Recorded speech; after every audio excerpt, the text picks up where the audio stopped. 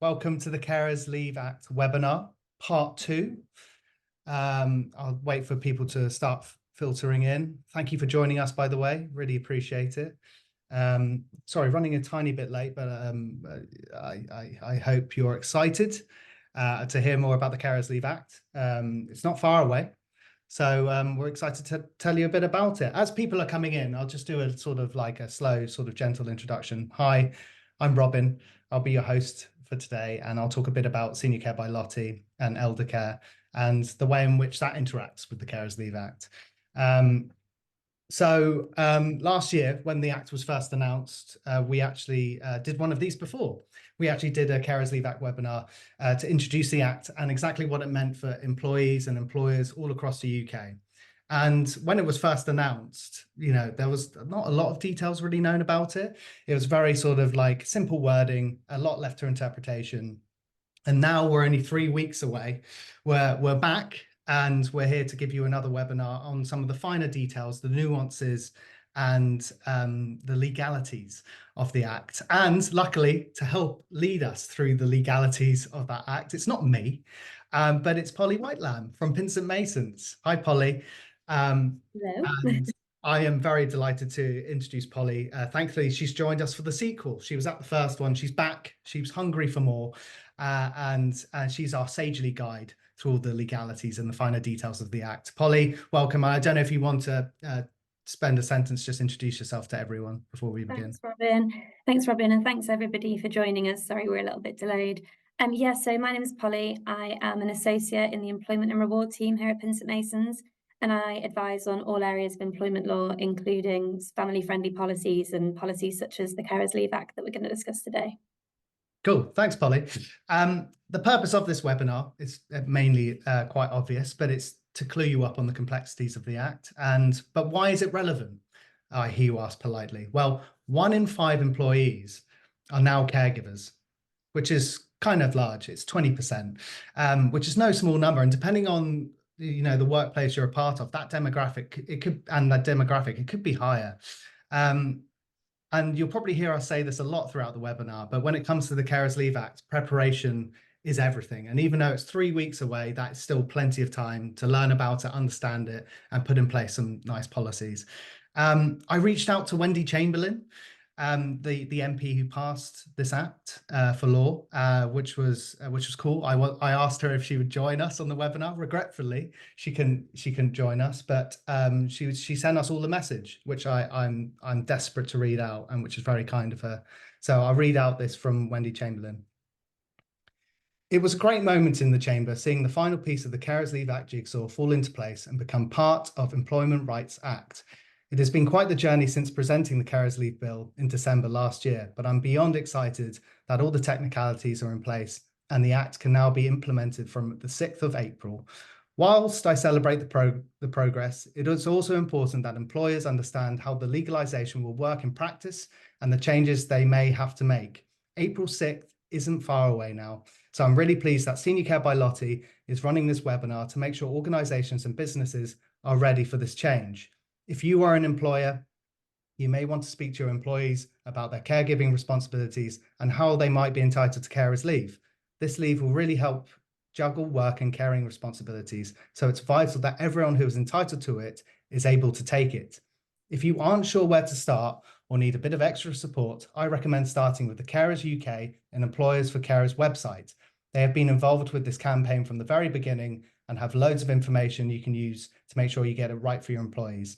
This is a landmark change in law, and it's well on its way to becoming a reality for all, and it is important that everyone is ready. So big thanks to Wendy Chamberlain for sending that through. It's really nice to get a personal message about this Carers Leave Act. And now it's time for my favourite section, which is the housekeeping section.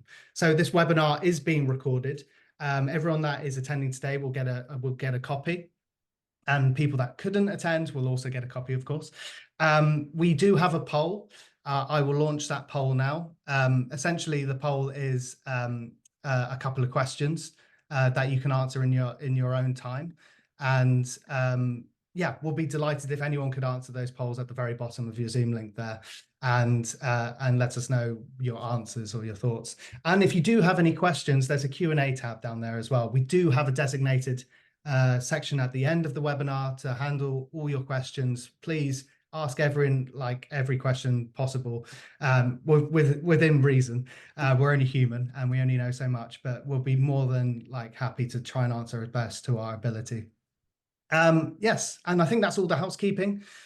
First things first, as a timely reminder, let's go over the definition of the Carers Leave Act one more time, just for those that maybe aren't as clued up and want to know a bit more. So the Carers Leave Act, from April 6th, all UK employers must offer their employees up to 1 week's unpaid leave per year. An employer will be able to take this leave if they look after a dependent who has a long-term care need. The employee can then spend this week providing or arranging care for a dependent, such as an older relative. So who is a dependent? A spouse, civil partner, child, or parent of the employee. Someone who lives in the same household as the employee, excluding boarders, employees, lodgers, and tenants. Somebody who reasonably relies on the employee to provide or arrange care. That's a dependent. What is a long-term care need? They have a physical or mental injury that requires, or is likely to require, care for more than 3 months. They have a disability for the purposes of the Equality Act 2010. This means that they must have a mental or physical impairment which has substantial and long-term effect on their ability to do day-to-day tasks. They require care for a reason connected to their old age. So what does 1 week of unpaid leave mean per 12 months? So a week's entitlement is calculated with reference to that employee's normal working week, i.e., if you work 3 days a week, you'll be entitled to 3 days carers leave. If working time varies weekly, calculated at an average of the previous 52 weeks, I know this is slightly complicated, we can go into a bit more detail if you need, or the duration of the employment if less than 52 weeks. So that's more of an average. This leave can be taken non-continuously. So at a minimum, it can be taken in chunks of half working days. So to make that clear. When it says provide or arrange care for that dependent, we don't actually know exactly what that reference is yet. Hopefully we'll get a bit more guidance and a bit more examples as time goes on. This is a day one right for all employees come April 6th, which is exciting. So I've babbled, I've traipsed through the introduction, and now we've got a full room. So thank you very much all for joining. We actually have a raised hand, so I'm just going to check out, see if what's that about. See if there's anything to sort of call out quickly. Yes, just to cover off a couple of the Q&As at the top. There are no slides. We're not presenting anything yet. I will present slides a bit later throughout, and you'll be able to see those, and we will send anything afterwards for you. So I hope that answers your questions. Thanks for asking. So Polly, as I've babbled, I hope you had time to settle in to that introduction. Sorry it was so long. Between now and when the Act was first announced, have there been any changes to the legislation? So there haven't been any changes, but the Act itself, so that set out the bare bones of the right. So the fact that the employees would be entitled to 1 week unpaid carers leave. And since then, the regulations have been published, and the regulations kind of flesh out what this actually means in practice. So it's given us information such as how notice needs to be given, whether employers have the right to reject the leave, which they don't, and clarified, like you said, the leave can be used to look after or to arrange care for a dependent. And previously we weren't sure whether that would be whether you were able to use the leave to arrange care. And now the new regulations have clarified that is the case. So we've just got that bit more information, so we know practically how the right will be implemented. Okay, cool. So yeah, it's actually just a bit more context and a bit more foundation, which is what we kind of needed, because when we first talked about it, we knew actually very little. We just had to sort of have our interpretation. But you mentioned how notice should be given. How should an employee give notice for carers leave? So yeah, the starting position is that notice must be given. You can't just go off one day and say, oh, sorry, I was taking carers leave. Yeah. Importantly, the notice doesn't have to be in writing. So although an employee must tell their employer they're taking carers leave, it doesn't have to be in a formal written format. It could be a call, it could be a Teams message, it could be anything. And well, yeah, it doesn't have to be written down. But that notice must specify when the employee wants to take the leave, that they're entitled to take the leave in accordance with the Act and the regulations, and I suppose the length of the leave that they want to take. And the length of the leave is important because the amount of notice that they must give is calculated by reference to the length of the leave they want to take. So the length of the notice must either be 3 days or twice the length of the leave that's going to be taken, whichever's longest. So as you mentioned, Robin, the leave can be taken in 0.5 day chunks. So if you were taking half a day, you'd still have to give 3 days notice. Right. But if you were taking 2 days, you'd have to give 4 days notice, for example. Yeah, and if I'm taking 4 days out of my carer's leave, I'd give you 8 days notice? Yeah, exactly right, yeah. Okay, great. I think that's really important to know, just because like that gives organizations a bit more wiggle room to be able to like figure out what they're going to do resource-wise. Exactly. Do employees need to give evidence of caregiving responsibilities when they ask for leave? No, they don't. Actually, this is a really interesting aspect. So no, there's no requirement for any kind of evidence to be given. As I mentioned, in that request, when they're giving notice of taking the leave, they do have to say they're eligible. So effectively, the employee is self-certifying, but there's no requirement for them to provide any evidence, and an employer can't request that evidence of that dependent and the long-term care need either. Okay, and what's that due to? Well, like, is that due to a privacy thing, or is that I'm GDPR? not sure exactly. You rightly mentioned GDPR. I'm not sure if that would necessarily be the factor that made them come to that decision, but I do think it does save employers a headache, because I imagine that lots of the HR professionals on this call will be aware that GDPR causes no end of issues, and Yeah. the thought of having to because health data, so data relating to the long-term care need of the dependent, is a sensitive type of data, special category personal data, there are additional levels of protection that are attributed to that. So if an employer was having to collect that data, that would cause quite a lot of difficulties or more legal hoops to jump through. So actually, I think it makes things easier for employers that that's not required, and employers really just need to kind of build this on a basis of trust. And if an employer did have reason to believe that an employee was fraudulently saying that they were eligible for this leave, that would be a disciplinary issue and should be dealt with through those means rather than in relation to the taking the leave.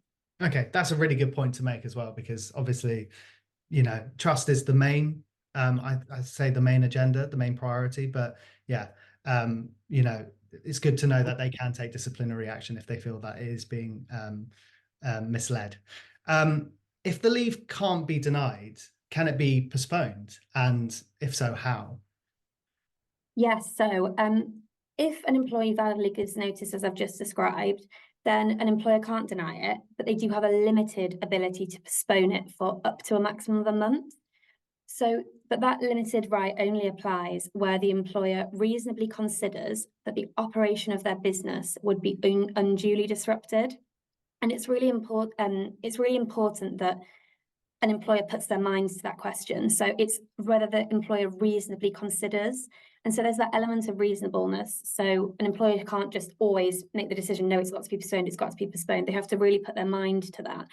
And my recommendation would always be that if an employer considers that the employee really can't the business really can't cope with the employee taking it at the requested time, that they are recording the reasons for that, and that they have an internal memo or internal emails recording the reasons for that, because we'll come on to employment tribunals later in this webinar, but if a claim was to be brought in relation to the postponement, I imagine that an employment tribunal would largely defer to an employer as long as they were able to evidence that they did properly consider the disruption that it would cause to the business if the leave was taken at that time. Yeah, so it's well worth them having that sort of that period to consider that consultation and work out exactly the evidence they're putting forward and exactly what that employee is providing at that time, and maybe like even metrics and things like that, and even so what you just mentioned consultation, which isn't, so if an employer does want to postpone the leave, they have to consult with the employer. That's the kind of a box that they have with the employee, that's a box they have to tick in order to be able to exercise the right to postpone. And I'll come on to the metrics, but in the consultation, I would really recommend that an employer is actively kind of engaging in that conversation with the employee, so the employee is aware of why it is they can't take that leave then. And maybe the employer and the employee could try to work other arrangements in, other support that could be offered during that period. Maybe they could start late or finish finish a bit earlier on those days if to kind of support them in other ways. And like you say, metrics, communicating the reasons to the employee is likely to kind of make the process smoother. And if the employee kind of has that hard data and knows why it is that it can't be facilitated, they're less likely to go away with a sour feeling in their mouth, and they're more likely to kind of understand why the employer's done what they've done. And like you say, hard data, if an employment tribunal, worst case scenario, you got there, if you can point to that, then of course that's absolutely helpful. Yeah, and of course, I mean, this is slightly obvious, but open communication is just better, isn't it, between the employer and the employee, like a manager and their team, just to be able to understand what that caregiving responsibility even is, not to just think about it from a work perspective, but think about it on a human level, could not be more important, because that's a big part of this act. It's awareness, isn't it? It's awareness, it's recognition, it's visibility for those with caregiving responsibility. So having that open consultation and communication seems to me like a really vital part of the process. Robin, just before you go on, just on the postponement, I think it's just important to mention that there are limits. So when there are kind of formal requirements to the postponement, in addition to the fact that you've considered whether it would impact on the business, there are kind of time limits on exercising that right. So in addition to consulting with the employer has to give the employee kind of a counter notice to say that, look, we are formally postponing it. In that, they have to outline the reasons, which they should have discussed in the consultation in an ideal scenario. But then that notice has to be given either 7 days after receipt of the employee's notice or before the start of the leave requested in the notice. And I mentioned earlier that the shortest notice period that can be given is 3 days. So there are circumstances in which an employee could make a request for carer's leave 3 days before taking that carer's leave, albeit in that case they'd only be taking 1 day, but an employer would have a really tight turnaround in order to meet with the employee, consider whether they can facilitate their request, make sure they're recording the reasons for it. So that's a really quick turnaround. And obviously we're gonna come on to what employers need to be doing to be prepared. But this tight turnaround in order to exercise the right to postpone is something that employers definitely need to be aware of. Yeah, definitely, because it is that sort of quick turnaround. I mean, immediately when I think that they need at least 3 days, if my grandmother was ill or had a fall, I would probably need that sooner than 3 days. So it's interesting that that's the minimum to me immediately. But either whatever way you look at it, it's going to be a very quick turnaround for all this to happen. So to have processes and preparation is everything in place, then obviously that's key. So given all this preparation and this like process needed, how do you think this act will affect organizations that aren't prepared for this act to happen? I think exactly what we've just spoken about, really. I think if a request comes and an employer isn't really aware of the process and what the Carers Leave Act is and what the regulations set in terms of deadlines, I think it's not unexpected that requests will be landing and people won't know what to do with them, and they won't have left themselves adequate time to postpone them if necessary, and they'll just be caught on the back foot, basically. And I think that if that's the case, it's going to cause issues kind of managing workflow, but also, for example, with payroll and with recording the requests and all that kind of thing. I think the more prepared an employer can be the earlier, the better, really. Are you anticipating a flux of employment tribunals, or is that just kind of scary and not I'm not trying to jump to conclusions, but are you anticipating that from a law perspective, employment law? So employees do have the right. So they have the right to bring an employment tribunal claim if an employer has unreasonably postponed the period of carer's leave, or attempted to prevent them from taking it, or prevented them from taking it. An employee also has it'll be automatically unfair, any dismissal that's related to someone taking carers leave or trying to take carers leave. So employees do have all these rights and can bring employment tribunal claims in respect of them. So inevitably we will see them. I'm sure it'll take us probably imagine a few months before we start to see these claims trickling through. But it's definitely something that employers should be aware of, especially because compensation is uncapped. So the costs, just the compensation costs, are significant if a claim was to be lost. But it's also worth mentioning that even if an employer takes all the steps that we've discussed, make sure that they do reasonably think that they have the right to exercise postponement, they've recorded all the reasons, they've sat down, they've explained it to the employee, they've done kind of best practice. If an employee was still to bring a claim and the employer said, well, no, we're going to defend this, let's take it to tribunal, the legal costs of taking it to tribunal would be significant. And it's likely that the employee relations and the PR implications would also be quite significant. So you don't want to get there. That is the worst case scenario, even if you think you can defend it. So in answer to your question, I think there will be some employment tribunals, but anything employers can do to make the request, the consultation, the whole process relating to the leave easier, the better, because we just want to avoid getting to that stage. Yeah, absolutely. I mean, that seems quite significant. Like, even if you think of all the proper processes to still have that employment tribunal, I think, yeah. So it couldn't be more prudent then to even have a carers leave policy in place and to have that written out, to have the formula there, because it seems like you can do all this work and still have to go through all that strife. I think that's something really you have to take note of. At this point, I'd like to break it up with a bit of data. It's worth noting that women are 400%, 4 times more likely than men to reduce their hours due to elder care responsibilities.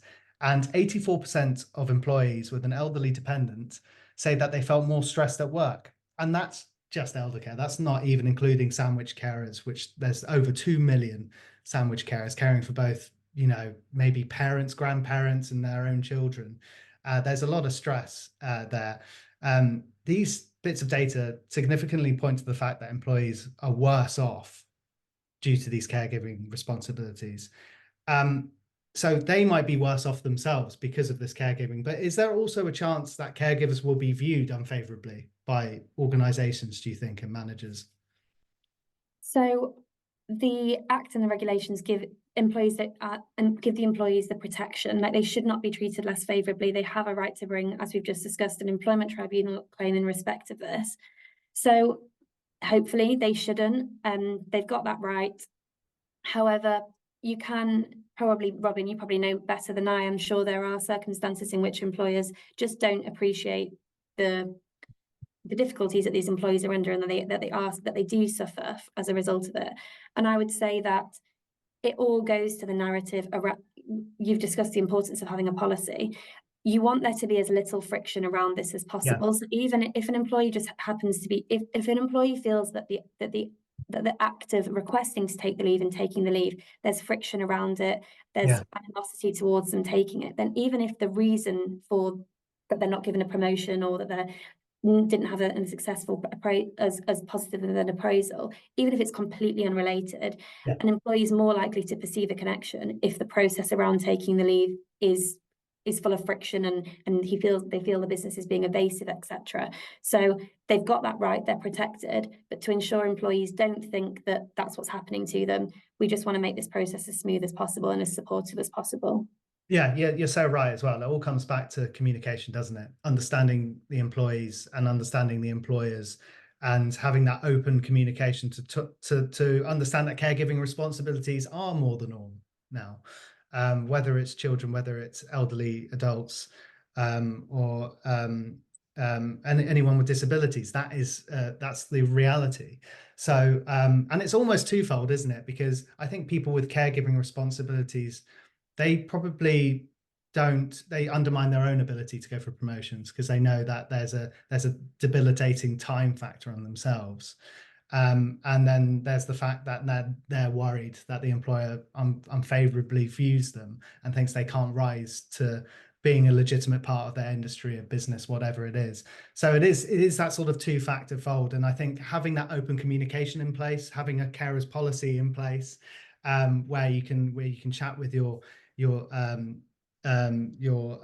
direct reports in a really open, communicative way is really important.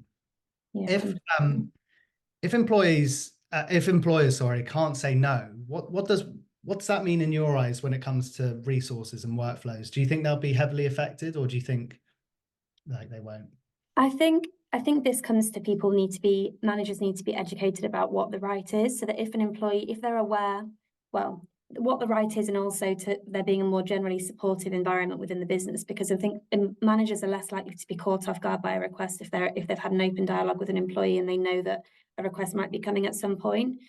In terms of the immediate management, there obviously has to be notice of 3 days if you would take 3 days for half a day or a day, or double the requested leave. So ordinarily, I would expect that most employees would be able to resource manage around that, but you can envisage a way, you can definitely see a circumstance in which actually there's not enough time. You do need that person to be on a project on a particular day. And so I think it goes to the whole thing that we're talking about today about get that dialogue open, make sure that carers within the business feel like they can be open with their managers about that, and that they can go to their manager, and even if they're not going to formally take a day, can I come in a couple of hours late on this day? Can I finish early? Can I work from home, to try and minimize the impact to the business? Yeah, absolutely. I think flexibility, which you sort of touched on lightly there, is going to be a big thing. Is it the flexible working bill also is enhanced later this year? Yeah. That might be worth a webinar, Polly. I don't know. I go. think the flexible working bill is of course a really big part of all this, because managers being able to treat their employees with that flexibility and that right to sort of work around that horrible balance between care and work. I think that's going to be vital as well, finding that balance. But it all starts with that open communication, that open dialogue, and talking and finding out just like who of your employees do have caregiving responsibilities, and making it more of an accepted thing, because there's such a taboo around caregiving still, whether it's pride or I don't know, maybe it's a bit of guilt that you're caring for someone. I don't know what it is. There's so many different emotions when it comes to caring for a loved one. So there's a lot of reasons why people don't talk about it. So having this act and that open communication is really important. Since April 6th isn't that far away, the team at Seniorcare by Lottie have been obviously really busy in preparation for this act, because that's what we do. We help organisations understand, find and fund elderly care for their employees. We've come up with a definitive sort of chronological checklist, if you will, because remember, it's not too late if you feel like, oh no, it's only 3 weeks away. There's plenty of time to start thinking and putting these foundations in place for a carers leave policy. There's still plenty of time. So we created a little checklist, which I'll share with you now. Hopefully you can all see that. But we just wanted to go through step by step exactly what this is and why we think it's important. We feel that the best first step from today, if you were to start thinking about this today, the first step is review your policies that you already have. Do they meet the statutory needs of the Carers Leave Act, first of all, which they might not, because, you know, this is a brand new legislation, so that's not a problem. But see what you're currently providing and just refresh yourself with those. Step 2, conduct a survey. This is where I think that open communication really starts.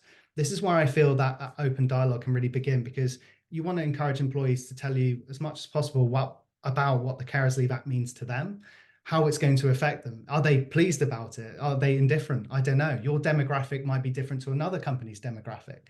So it's really important to open that communication, ask them what it is that would make them feel supported, so that you're not doubling down on the Carers Leave Act and for it to not be utilized. It's important to know what your employees want.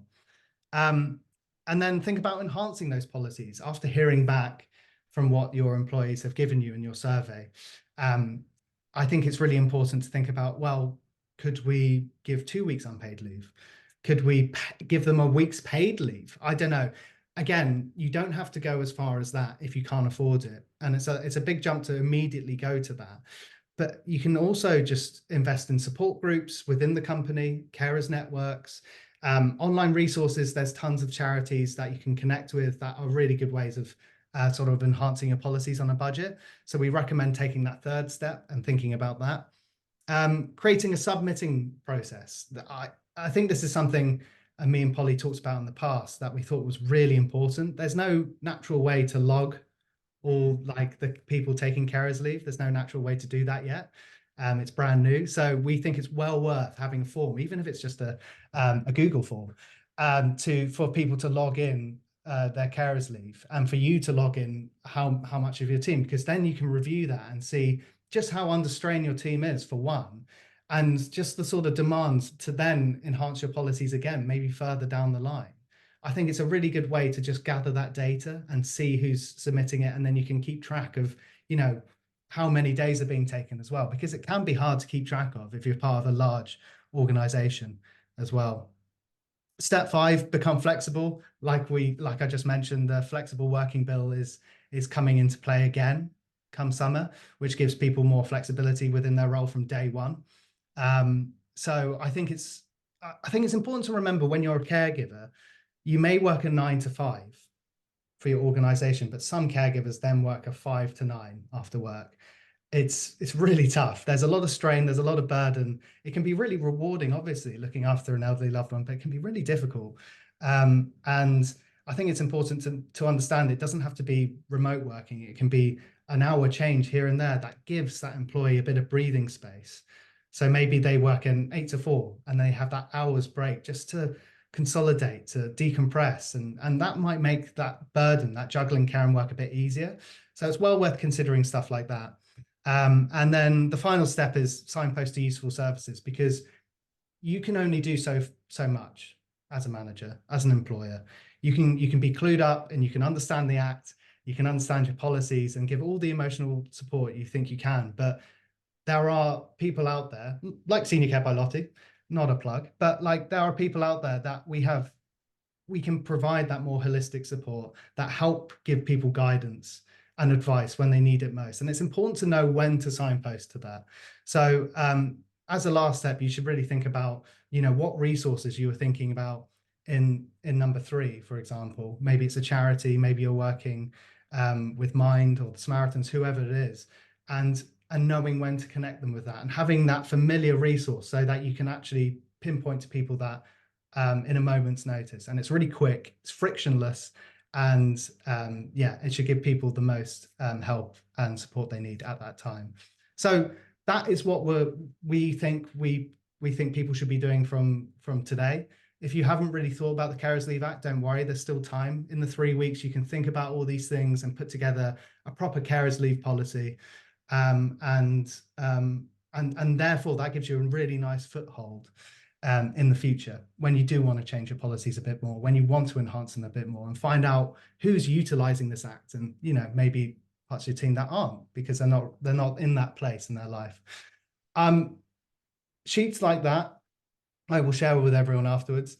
They're good assets just to remind people what's important, and good process to start with. So don't worry, I'll send out that as well as other really good bits. So don't worry about that. We will pass all that on. So don't worry.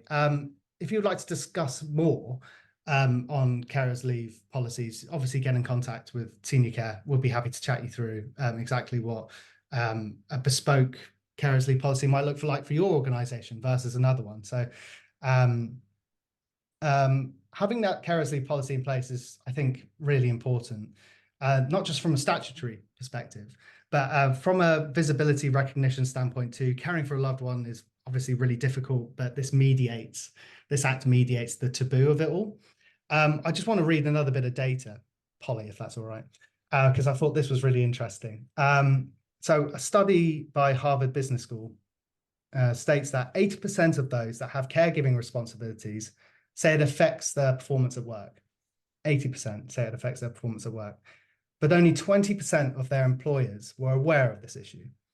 So immediately what we see there is a stark difference between the employees caring for someone and the awareness campaign and the visibility of it, the recognition, rightly or wrongly. You know, maybe they're just not opening up to the employers, but hopefully this act will help mediate that and raise more awareness. How can you raise more awareness outside of the act? Well, I think going back to support groups and carers networks, we work with a lot of great partners that have carers networks set up, and they're great because it creates an environment where employees can lean on each other for experience and guidance. So that's the first basis, but it's actually a great form of communication within that group and sharing benefits and sharing that support more widely with the company. That really helps. And it just creates a more empathetic culture that employees want to work for, want to stay working for. So I think that's a great way to raise awareness, whether you want to adopt a care champion of some sort, I don't know, but it's definitely something to think about. We all know that our aging population is going to have dramatic effects throughout the culture. We know that's already happening, and it's going to create more challenges outside of work, let alone in work. But by creating a distinctive carers leave policy for your organization, it can be finessed. It doesn't have to be the finished article, but just having that in place, and the guidelines I showed you earlier can help lean you towards that. I feel like it's really important, because you can improve it, you can upgrade it, whatever. But I just want to emphasize that it doesn't need to be finalized, because I think although it's 3 weeks away, having a basic carers leave policy in place is so useful to be able to mediate any employment tribunals or any stress, any burden, and give your employees the best support they need, and also give yourself that frictionless sort of no worry, and create that sort of culture of trust. From a legal perspective, Polly, why is a bespoke carers leave policy good for employees and employers, do you think? So basically because then the employer and the employee know exactly what the process is that needs to be followed, and you can ensure that you're ticking those boxes and that you're satisfying all the necessary steps. And that, for example, from the employer's perspective in particular, that you're giving, from both perspectives, but from the employer and the employee's perspective, that they're giving the necessary notice, so that the employee is giving the correct notice to be able to exercise the leave, and that the employer has got sufficient time if it wants to exercise its right to postpone. Also, like you mentioned earlier, Robin, with regards to setting up the forms so that employees can formally make the request, it if that's set out in your policy, then employees know how to do it, and it's easier for them to do it, and it, like you said, reduces the friction from the process, and also I think is more likely to encourage employees to get on with the process earlier. If it's quite straightforward, they know what they do. This is the policy. If I want to exercise the right, I do X, Y, and Z. You're less likely to get last minute requests that you don't know what to do with. So it'll be easier to manage those. And also generally having a policy in place raises the awareness, and then people will be more aware of it in the business, like you said, and managers will be more aware of it, so that if a request goes to a manager rather than to formally through the mechanism that's been set up for requests, they're not going to just think, well, what's this, and leave it and it languish on their desk for 3 weeks before they realise, oh, actually could have postponed it if I'd found out last week, but now I haven't, and now it's a nightmare. So it just makes sure everyone knows that they're following the right process and ticking all the necessary boxes. Yeah, I did think that point of creating a sort of process to ask for carers leave would be vital. You don't even have to have written notice. You can just say it, can't you? Yeah. So actually creating a process where you do put that in somewhat writing, even though that's not the legal requirement, statutory requirement, I feel that it's just it's so transparent then, and everyone is aware, between your manager and or the manager and the employee. I feel like everyone's on the same ground then, and expectant. It also, Robin, it makes it easier for employers to record the absences if they've got this written policy, albeit that if you're just giving the employee the statutory entitlement, then technically they don't need to follow your policy to exercise the right. But if you've got the policy there, employees are likely to follow it. It makes it easier for employers to record, okay, X took 3 days at this point, they've got 2 days left, that kind of thing. And also, when we mentioned about when you're formally making the request, the employee needs to say that they are eligible to take the leave.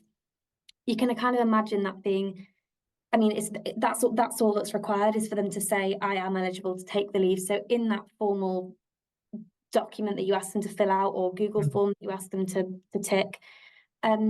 It could have something as simple as, I confirm that I am eligible to take carers leave under the Carers Leave Act. Yeah. And they can just tick that box, and it makes the process just so much more straightforward for all involved. Yeah, rather than having to duplicate that in every conversation. Exactly. So, yeah, I feel like that's a really important thing that everyone off this call today could just put in place, and it would be really easy, I would hope. Maybe it'd be difficult for some organizations, but I feel that's a really good step. I actually want to look at some of the questions because we've had lots of questions. Thank you so much for your participation in this. But I want to chat with you guys, make sure you're getting all the information you need. So I'll go to the first one. First of all, the slides you saw will be shared, like I said. So the first one from Anonymous, general law question. When, like the Carers Leave Act, there is a new legislation coming into force, why is there still a lack of clarity around critical points, such as someone who provide or arrange care? Why does this law not tell us this? Why the guesswork? I think from our perspective, it is frustrating because I think caregivers that are juggling care and work would love to know what providing or arranged care means. I think it gives us a bit of freedom to know that that could be helping an elderly loved one find a new care home solution, or perhaps when they're being discharged from hospital, you need a couple of days to find them that care, like home care solution that they need. So rather than thinking about it as a sort of constricting thing, like we're looking at it as more like, no, it's a positive. Provide or arrange care can be quite broad, but I don't know what you think, Polly. Firstly, I'd say bane of my life. Yeah. Whenever there's new legislation and there's like nothing around it, believe me, I feel your pain. But in part, it's because we don't know until it's tested. So until something goes to the tribunal and they say, no, that doesn't fall within it, we're not really going to have solid answers.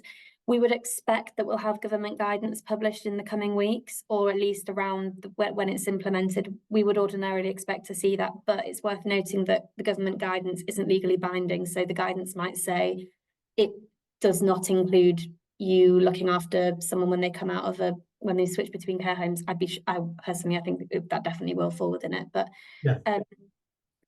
it could say that, and that has no legal effect if you took it to the tribunal. It's just kind of helpful for you for your understanding. Yeah. But I would agree with you, Robin, in that it's kind of wide and open, and in the absence of anything to suggest otherwise, I think stuff that common sense you would think would fall in that, it will fall in that. Yeah, that's true. Cindy asks, without the evidence, how can the employer be sure that the process is not being abused, e.g. extended annual leave? And I think this is a common worry for a lot of organizations. I would say, I mean, if you, like I said previously, if you've got reasons to believe that someone is saying that they're eligible for it and they're not, then I think that would be a disciplinary issue, and you should go down conducting an investigation into that. But I think it's kind of to the culture and okay, well, they've never, ever mentioned any of this before, and they're suddenly saying that they've, in unusual circumstances, such as they want to extend it onto a holiday, that would be a cause for concern. But I would say this is an unpaid entitlement, and it's probably unlikely that you're going to see people seeking to take lots of days people are obviously going to prefer to take actual paid leave. So I can't imagine that people are going to be abusing this as readily when the leave is unpaid. No, I agree as well. I think that's something really important to keep in mind. It is unpaid leave. And that leads us to another question. If an employer decides to pay an employee for carers leave by enhancing that policy, can they ask for evidence? Yes, you could. If it's a contractual, if it's a policy, and in addition to the statutory right, then yes, you could require them to provide evidence. Although and then if they refuse to provide that, then you could say, okay, well, you're entitled to the statutory unpaid leave only. I would flag, if you want to do that, then we obviously mentioned GDPR issues at the beginning. There will be quite a lot of loopholes for you to jump through in order to process third-party special category personal data. So I would take legal advice on that if you're going to impose that requirement. Yeah, definitely. Because I feel like that's one to cover something else, isn't it? It's like we want to be able to provide this as paid leave, but then we actually want the practicality of having that evidence. And yeah, so I get that question completely, but yeah, Oh yeah, definitely. absolutely. Yeah, I think because I think that's, you're looking to improve it, but you're not looking to go overboard, and you want to make sure it's all thought through. So definitely seek legal advice on that, which you can contact Pinsent Masons, I'm sure, and Polly and her team, because she's got an amazing team. So do contact Pinsent Masons for anything regarding that. How practical is it to give notice when carers often need the leave urgently? Yeah, we touched on this actually earlier. Given the nature of caring for a loved one with an illness, I get it. That's something we touched on lightly earlier. If my grandmother had a fall, that's not. I can't wait 3 days. That's something that that's probably where it doesn't really live up to the carer's leave that you need. Yes, you can change your care solution midway. That's maybe less urgent, but something as urgent as that, I think that's why the open dialogue is so important. Talking to your employer, helping them understand. You don't have to give that evidence, but explaining the situation. I feel like if they'd be hard pressed to say no, you can't. But I don't know how that works from a legality point of view, Polly.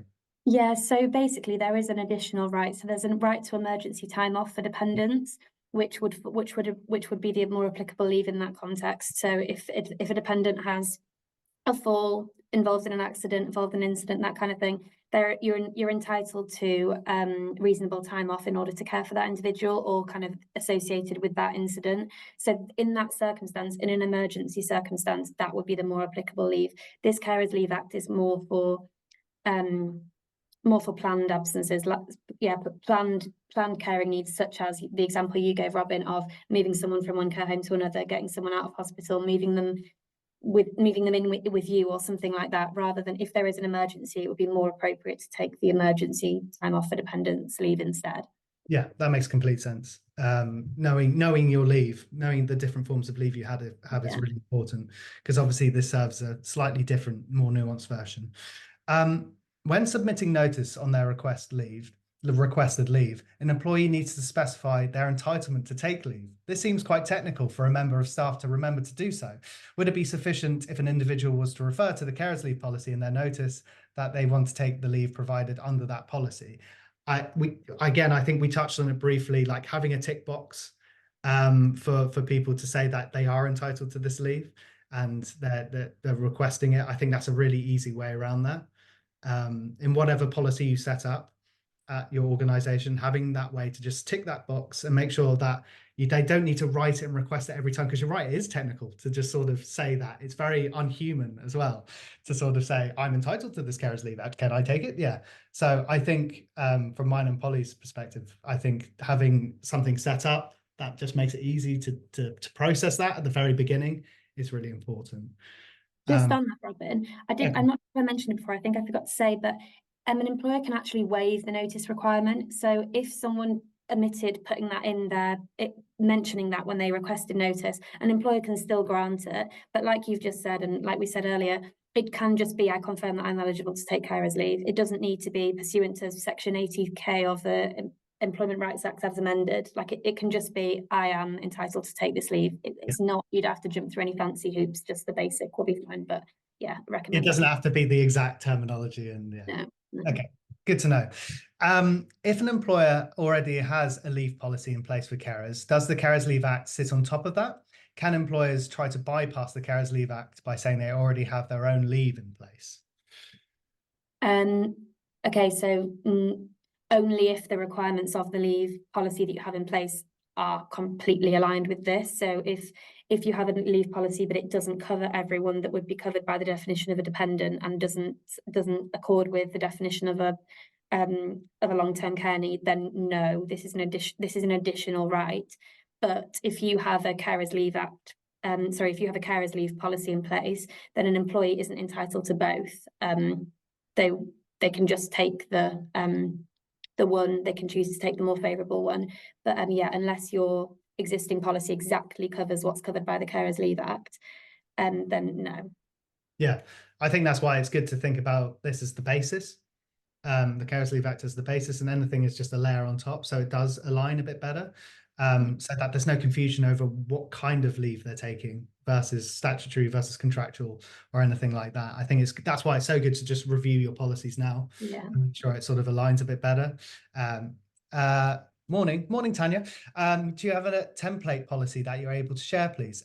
Yes, you can contact Seniorcare by Lottie, and we'll be more than happy to send you our template carers leave policy. We work with lots of different organisations, and they're all of different sizes as well, because you can have thousands to sort of mere hundreds. So like, I think it's really important to just get in contact with us and speak with us, and we'll be more than happy to share a template or help cultivate that policy for you. Yes, the next question is also on the template. We have a carers leave document that gives you all the information in a bite-sized way. You don't have to watch an hour's webinar, but we can give you a bite-sized sort of document with all this information and the step-by-step guide, and then a way to sort of contact us for a bespoke carers leave policy. Yes, get in contact with Seniorcare by Lottie after this if you'd like any template, if you'd like any sort of idea and guidance on what that policy looks like. We'll be more than happy to help.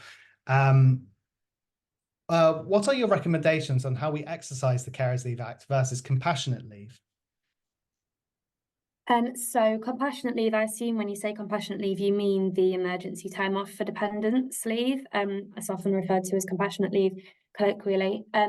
It's just which is more appropriate in the circumstances. If there's a death which would fall within emergency time off for dependents, then that would probably be the more appropriate leave. Like I said previously, the carers leave in this format is more appropriate for pre-planned caring responsibilities as opposed to an emergency, including a death. Yeah. When will we start to see the real effects of this act? I think I don't think you'll notice it immediately. I mean, from our perspective, I think you'll really start to see the effects wintertime. I think anything over winter, that's where we see caregiving responsibilities really feel the strain, and where people really start to struggle with that balancing act of work and care. So I think, yeah, maybe come winter, that's where you'll be getting maybe more requests of carers leave. It's just a prediction, but I think that will be quite difficult for some organisations, depending on the workforce. I don't know, Polly, do you expect a straight, like an immediate effect of the Carers Leave Act when it's passed on April 6th, or do you feel like it's coming? I think you're right. I think probably, I mean, you know better than me in terms of caring responsibilities. I think winter is obviously where things become more difficult for a lot of carers. I think from a legal perspective, people can make the request from the 6th of April, and I guess there's going to be a bit of talk around it because it's coming in on the 6th of April, so it might be that you start to get employees asking about it while there's a bit of a narrative around it. Yeah. In terms of like employment tribunals and things, obviously we've said worst case scenario, hopefully you won't get there, but actually it takes a long time for a claim to get to tribunals, so I don't think we'll be seeing tribunals for a good while, probably about at least a year or so, but I can imagine people making the request if they're not happy with the fact it's been postponed, etc., raising concerns about it. But yeah, it just depends how aware employees are. Yeah, I sort of agree with that. I think you'll see more PR probably immediately, and then you'll start to see the real term effects actually probably later. And then PR maybe, I don't know. Can we ask employees to make a written request, even though the legislation states it's requested? Legislation states request doesn't need to be in writing. Yeah, I'd say no. If that's the statutory means, they don't have to give written evidence. No, you couldn't. If you have a contract, if you're going to enhance the entitlement, then yes, you can, but no, not for the statutory right. You could like ask, like encourage, try to kind of facilitate. Our ideal would be that you do it like this, but if someone hasn't, you can't say no, you can't take the leave because you didn't do it in writing. The legislation specifically states it doesn't have to be in writing. Yeah, I would encourage it in the form. If you're going to create a form, like maybe have that part of it, but it's not like legal to do so. We've got a couple of questions from Alison. Should employers have an appeal process for postponed leave? Oh, that's a good question. That is a good question. So it's not technically required. And I think the practical difficulty is with that is that you've not got a lot of time for the to do that. So like if you've not got much notice, then to communicate the response, have an employee appeal, do the appeal, take away the appeal, you know, all of that, logistically, practically, that might be quite difficult. However, probably best practice, if you've got sufficient time to do it, then yes. Like I said, we've not had any employment tribunals yet, but I think if you can demonstrate that the employee, you went back, you reconsidered it, actually a second person looked at it and it wasn't, that would probably support your case. So I think probably best case scenario, if you can do, but there's no legal requirement for you to do so. Nice. And Alison asks again, will emergency leave for caring duties be allowed separately? Yeah. So it's worth noting, we've spoken about, there's all different kinds of leave that we've not even touched upon today, but the emergency time off for dependents is an entirely separate leave entitlement. You can take both in the same year. There's also parental leave, which is different, shared parental leave, mat leave, all these different kinds of things, and they all sit alongside each other and they're all separate entitlements. Cool.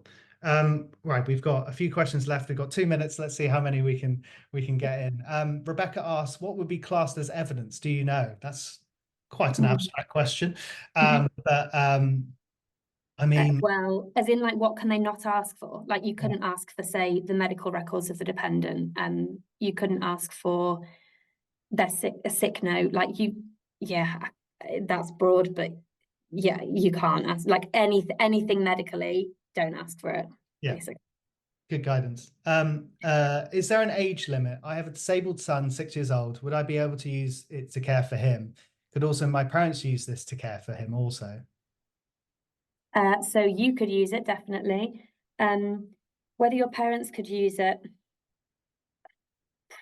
possibly, probably, I'm not sure they necessarily fall within, because the definition of a dependent is spouse, civil partner, child, or parent, live in the same household, reasonably rely on the employee. I think there might be a question about whether they reasonably rely on the employee, but probably yes. But I don't know. That's a perfect example of what's not been tested yet. Yeah. That I think my gut instinct would be probably yes, but it's borderline. Yeah, I agree. Is the 1 week's leave in a rolling 12 months calendar year? Yes. Yeah, rolling 12. Yeah, that's it. Obviously, you might have a variable working week, but generally, if you work 5 days a week for a year, that's your 1 week leave. So per 12 month. And the last question we have is any parent also a carer under the definition of this act? Yes, but they have to have a long-term care need. So it wouldn't be just being a parent. You would be eligible. It would be that you've got a child who then satisfies the definition of having a long-term care need as well. So not just being a parent in and of itself, that doesn't make you eligible. It's that you need the long-term care. The dependent has to have that long-term care requirement as well. Yeah, so yeah, that's it. I think that you need one and the other to really make the act work and be viable for it and be entitled to it. You need to have the person you're looking after and caring for, that long-term care need, like Polly said. I think that's really important. And we're at an hour. Thank you so much, everyone, for joining. Remember, we will send you lots of stuff after this. Please get in contact if you'd like to learn more about carers leave policies. If you have any further questions regarding the legalities of today, then I can't point you anywhere better than Polly and Pinsent Masons. Don't hesitate to get in touch with them. Pinsent Masons has a dedicated employment law team ready to assist, including specialists in equality law group advising on all matters relating to diversity and inclusion. Easy for me to say. So please get in contact with us both, Seniorcare by Lottie and Pinsent Masons, for more information on this. I hope this has been really useful, and I hope that you've been able to utilize it. If you will send this recording out, please share it with people that will find it useful as well. And yeah, thank you so much for joining. And I just want to say a massive thank you again to Polly, who's been amazing as always. And maybe there'll be a third one. Polly, would you be up for that? Yeah, or? part 3. See you back in a few months. It's a trilogy. Thank you all for joining. Thank you all for your questions.